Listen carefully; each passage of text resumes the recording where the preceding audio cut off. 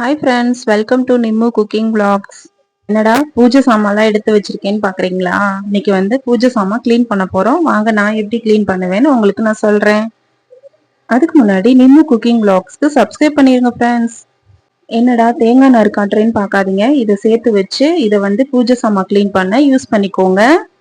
இப்போ நான் தேவையான அளவு தான் தண்ணி எடுத்திருக்கேன். அதுல நான் உப்பும் லெமனும் பிழிஞ்சு விட்டு அதை நல்லா கொதிக்க வச்சு நம்ம எடுத்துக்க போறோம். இதுல துணி வாஷ் பண்ற லிக்விட் தான் நம்ம யூஸ் பண்ணிக்க போறோம். அதையும் நம்ம இதுல சேர்த்து நல்லா நல்லா கொதிக்க வச்சுக்கலாம். நான் ஒவ்வொரு டைமும் இந்த மாதிரி தான் நான் செஞ்சு நான் பூஜை சாமான் க்ளீன் பண்ணுவேன்.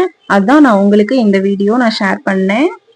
இது நல்லா கொதிச்சதும் பூஜை சாமானை இதுல போட்டு 10 நிமிஷம் வச்சிருக்கலாம். அப்புறம் ஸ்க்ரப் போட்டு நல்லா க்ளீன் பண்ணிட்டு அதுக்கப்புறம் புளி வச்சு நல்லா தேய்ச்சிட்டோம்னா பூஜை சாமான் நல்லா க்ளீன் ஆயிடும். இது மாதிரி நீங்களும் ட்ரை பண்ணி பாருங்க.